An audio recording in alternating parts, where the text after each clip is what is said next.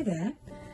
I've had an email on my Etsy account today and someone's ordered a doggy treat bag from Australia. Fantastic. I'm so pleased. Now, she sent me an order on an email and she's asked me to do the paw prints on it in blue, green and yellow. So I'm just going to show you when I'll do that, but I'm also going to point out that I've not just written this with a calligraphy pen, I've written it with a fabric pen, which is very important, so it's washable afterwards. But what I've done is I've used faux calligraphy, which is something I've been talking about. And the faux calligraphy gives the impression that the down lines are thick and the up lines are thin, but I've actually done it manually. As you can see, I'm just tidying it up. Now, I did draw it with a very fine pen first, so that I knew about my spacing, because with something like this you can afford to mess it up, but it's expensive because you'll have to use another handmade bag, so that brings a dimension of getting it right into it. As you can see, I'm still fiddling around with the letters, but generally I'm happy with the way that's come out. And one of the interesting things about a lot of the art I do is the satisfaction doesn't normally come to the end.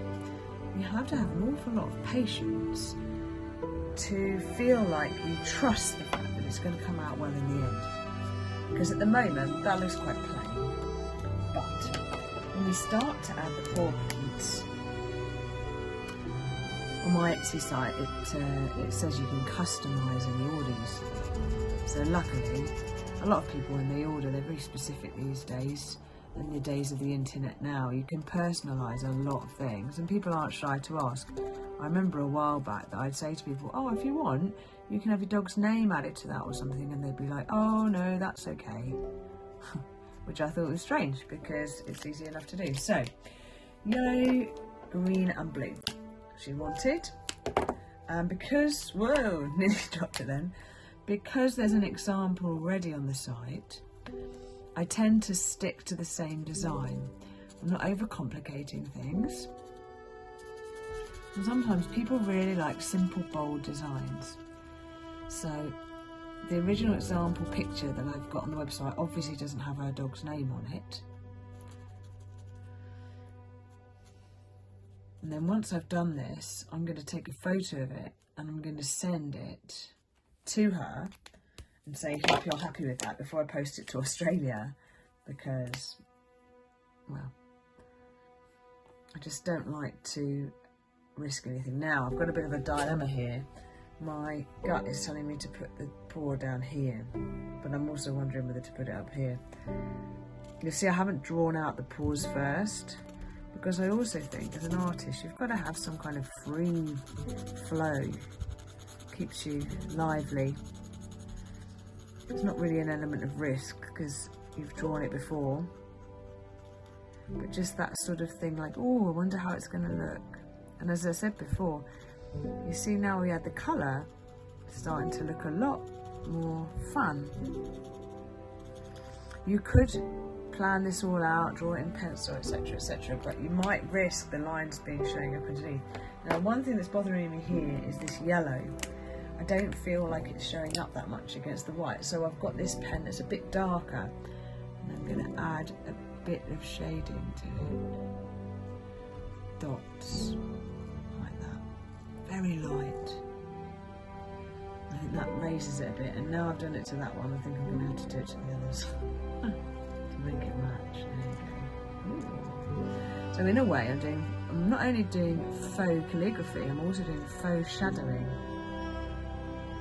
which is shadow that happens naturally. I'm adding it in. You'll notice something I've done here with that shadowing. I've just applied it to one side. So if you're doing a piece of art and you want to add shading or shadow, always just decide where the light's coming from. So, or just pick a left and a right. So in this case, I've just done it on the left of everything. Some people make the mistake of going all the way round with their pen. So just on the left here, just on the left here, and on the left of course. Add prints. That's alright, that.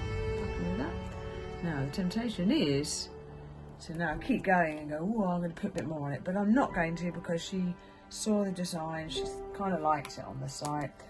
I haven't joined the L here, and I haven't joined the R to the T, because I think it would look really weird.